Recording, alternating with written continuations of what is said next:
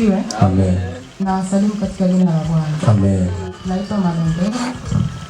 Ninamtukuza sana asubuhi ya leo, uwepo wangu hapa ni muujiza. Amen. Ni muujiza kabisa kwa sababu haikupaswa leo niwe hapa, lakini kwa mpango wa Mungu na neema ya Mungu nimeshiriki pamoja nanyi. Kwanza nina shuhuda nyingi. Labda niseme chache kwa ajili ya muda. Nyingine nitashuhudia siku nyingine. Yes.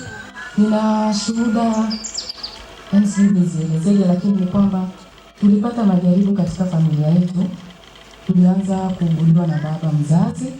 Aliugua sana kiasi cha kumkatia tamaa, na tulihangaika kumpeleka hospitali mbalimbali, hata hapa Arusha alifika, lakini ikashindikana. Tukamrudisha nyumbani. Ikafika wakati sasa hali yake ilikuwa mbaya zaidi. Kwa hiyo tukajiandaa kwa lolote, muda wote. Ilifika hata mimi wakati naenda nyumbani, nilipaki nguo za watoto wangu, nikapanga, nikasema hizi nguo za fulani kwamba lolote likitokea watu wangu wa karibu wasipate shida, waniletee tu, kina mama Devi ni shahidi. Lakini nilipofika kwa baba nikakumbuka, nikasema lakini mbona Mungu aliwaponya hadi wafu? Na unajua baba umri umeenda, lakini kwa ugonjwa huu mbona mioyo yetu haiko tayari baba tuache? Nikasema ngoja nipige simu kwa mtumishi aseme neno lolote. Mtumishi akamwombea baba, akamwombea maji. Niliweka simu laudi, baba akawa anasikia yale maombi, akaombea maji. Cha kushangaza, Tusamee tu, naomba kidogo tuelezee alikuwa anasumbuliwa zaidi na nini? Baba ilianza kama na tezi dume, lakini ikadevelop cancer stage 4. Nafikiri mkisikia cancer stage ile ya 4 ni stage ya mwisho. Mtu hawezi kupona. Kwa hiyo sisi tukaambiwa baba kupona haponi, lakini anapaswa kufanywa operation angalau maumivu yapungue. Baba mwanzoni alikuwa anakataa, lakini akafanywa operation. Wengine wakasema sasa ndio mwisho wake, kwa sababu kidonda cha kansa hakipaswi kuguswa. Ndio maana tukajiandaa sasa kwa lolote. Lakini hivi ninavyoongea baba yangu ni mzima. Tukuze Bwana. Baba amepona na anatembea. Alikuwa hawezi kutembea. Tulikuwa anabebwa kama mtoto. Godoro tunalibeba kama yule mgonjwa aliyeko ambaye Yesu alishushwa na godoro.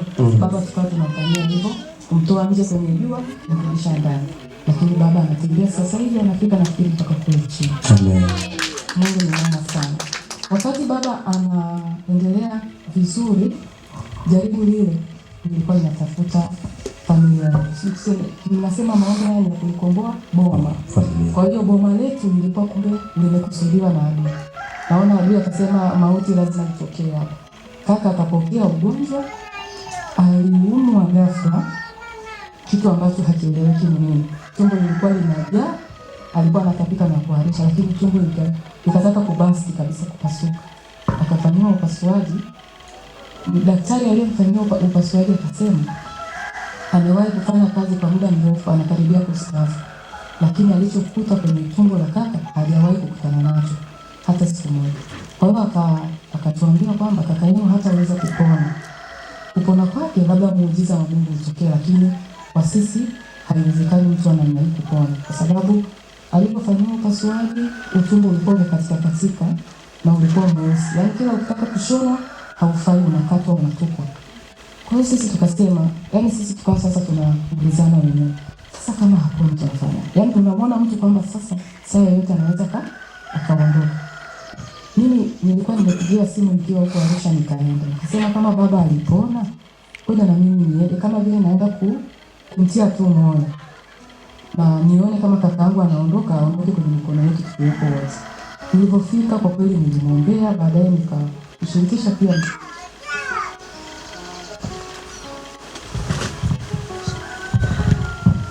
Kilichoendelea, ikaonekana hali ya kaka nyumbani. Kaka akasema tusimhangaikie kwa sababu yeye ni mtu mzima, ameshaona sasa anaondoka. Akakabidhi maisha yake kwa Mungu. Wachungaji wakaitwa, tukawa tunasubiri muda wote aondoke. Lakini kuna kitu kikaingia tena kwenye moyo wetu, kasema ngoja tumpeleke referral zaidi, tukampeleka Dodoma. Wakati yuko njiani nikampigia mtumishi, nikamwambia sasa fanya chochote ambacho Mungu anaweza kufanya juu ya ndugu yetu. Mtumishi akamwombea, nafikiri alikuwa siku kwenye ambulance anasafiri njiani kupitia simu ya mtoto wake. Cha kushangaza, yule kaka ni mzima, alipona. Sikie vigelegele, shangwe. Yuko Mungu mahali hapa. Kwa hiyo kaka yule alipona. Alivyopona, kwa sababu amepona kimiujiza, watu wakasema kabla hajaenda kwake apite Arusha akafike kwangu. Na mtumishi alifika akamsalimia na mama bibi. Kweli ni mzima na nawashukuru. Jumapili iliyopita tukaenda kumshukuru Mungu kwa pamoja ndugu katika familia yetu. Wanashukuru sana, Mungu awabariki sana. Amen. Tumeona wewe. Sasa mimi nikawa natafakari mwenyewe nikasema ina maana hakuna Mungu kule ambako wale ndugu zangu wanasali, lakini nikakumbushwa na neno moja mwenyewe. Nilikuwa peke yangu natafakari hii imekuwaje? Lakini nikasema Mungu kuna kitu anataka kuthibitisha kupitia madhabahu haya kwamba Mungu yupo na anatenda kazi. Nikakumbuka habari ya yule mtumishi, yule ni mwanamke ni nani wa kule Syria ambaye yule mama yes, alipopelekwa kwa mtumishi wa Mungu kule Israel, alipofika alidharau. Yawezekana tuchukue kama mazingira yetu haya kwamba tu kuna mahema yetu tu, tuna tuwali zetu tu, tuko wachache. Yaani akitokea mtu kule ambapo ndugu zangu wanasali wanaweza kusema ina maana kule hakuna mtumishi kwenye makanisa yale makubwa na maaskofu. Kwa nini huyu madam atulete hapa? Lakini yule mtumishi wa wale watumishi wa yule kamanda wakamwambiaje? Angekwambia neno gumu usingelifanya. Kwa kuwa tu amekwambia neno rahisi kwamba nenda kazi kwenye yale maji. Ile akawa anajiuliza ina maana kule kwao hakuna mito mizuri. Tungeweza kusema kule si ndio kuna swimming pool tena ya kiheshima zaidi. Lakini Mungu akitaka kuthibitisha neno lake kupitia mtumishi wake inakuwa. Mungu awabariki sana na heshimu sana madhabahu haya. Amen. Hata hivyo, shetani alitaka nisishuhudie leo.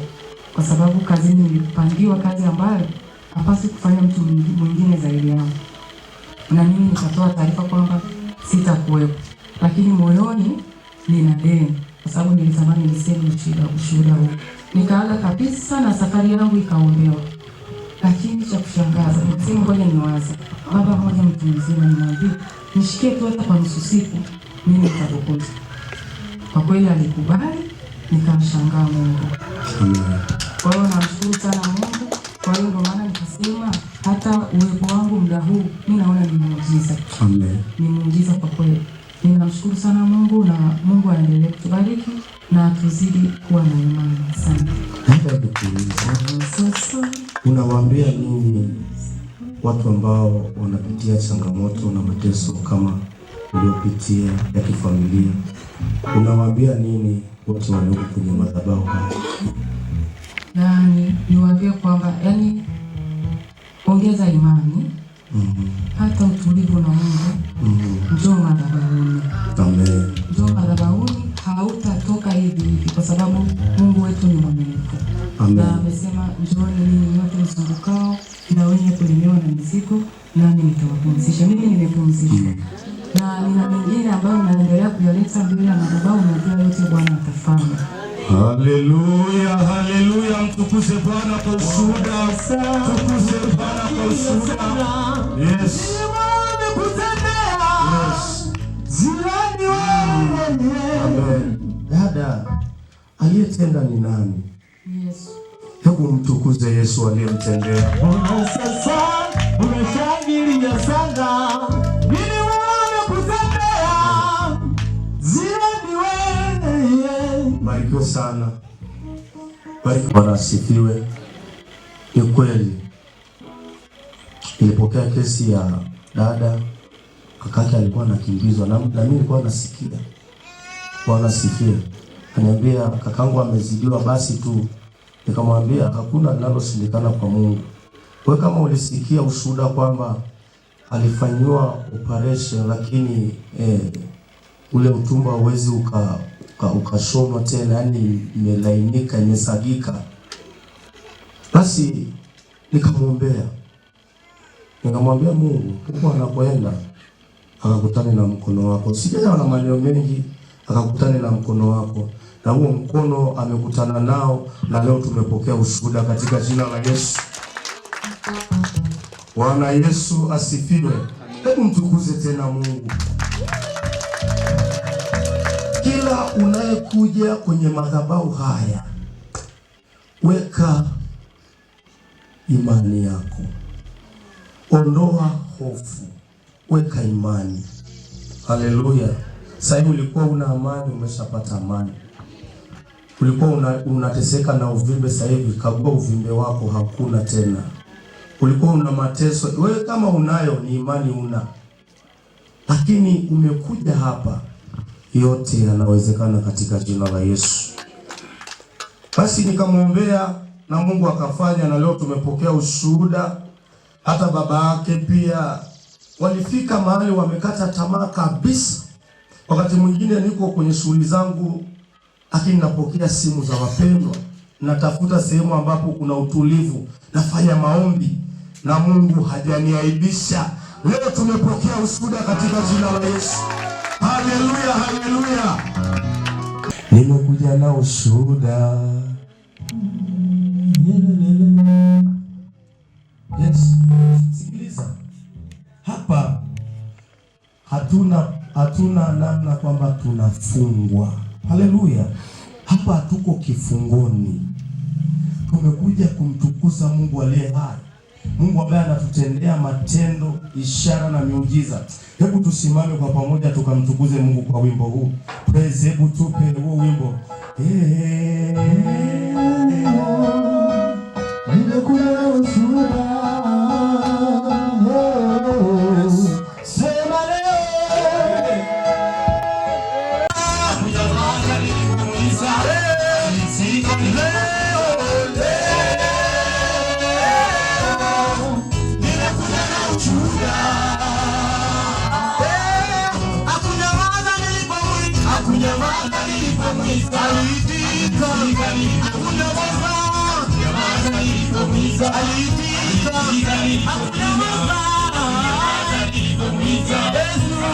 Alitika